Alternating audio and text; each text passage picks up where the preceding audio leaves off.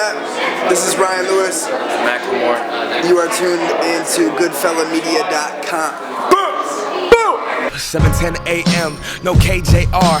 Daily house, this voice would echo throughout the yard. Couldn't have been older than 10, but to me and my friends, the voice on the other end might as well have been God's. When you think Seattle, think coffee. you think the grunge era, and then you think Macklemore. Now, like for me, it's 1, 2, 3 now. And when I think Seattle, I'm like, okay, hip hop got a representative. And I went into the music, I overheard it, and I got it. I seen what was happening there. And I want to commend you for putting that city on your back and bringing it to the forefront. Now, is there anybody we're missing from that city that, I mean, if you're there, there's got to be a scene. Yeah, I mean, there's a great scene of people, for sure.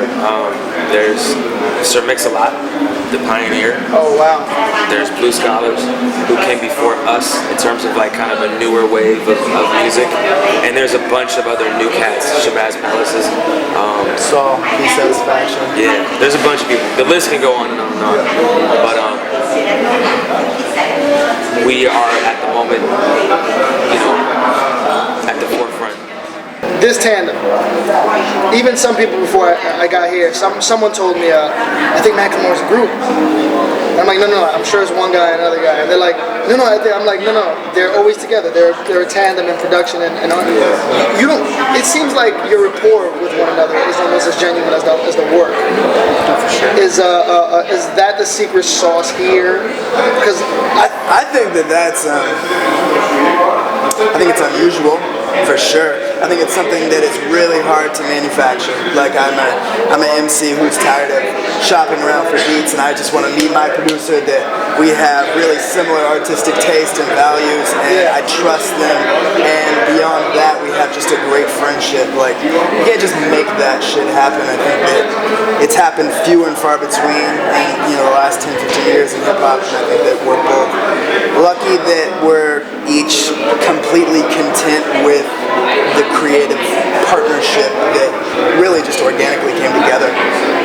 And I think neither of us in the beginning had any foresight to it turning into this.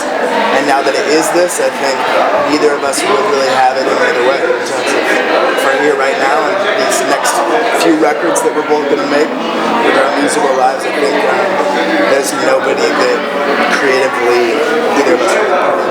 I think it's also, it's more than just producer, rapper. Like we do visual arts.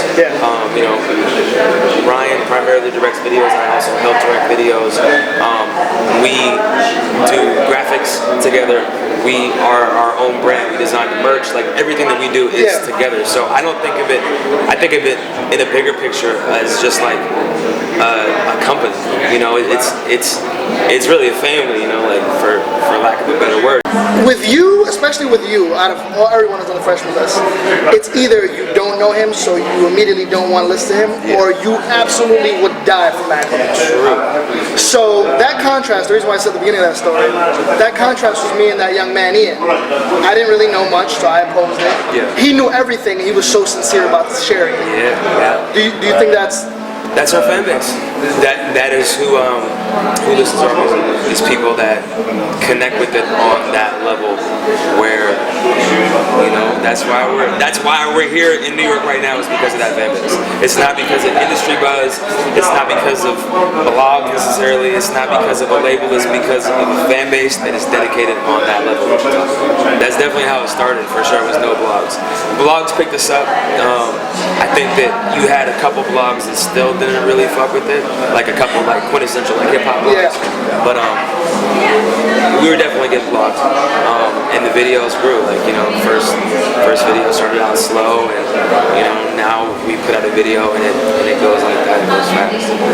Correct me if I'm wrong. You've been doing this for quite some time now. Definitely. Is it 10 years?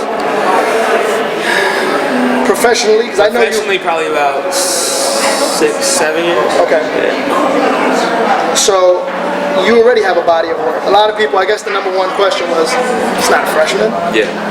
Fuck out of here. Yeah. Well, either like you don't think I'm a freshman or you've never heard of me.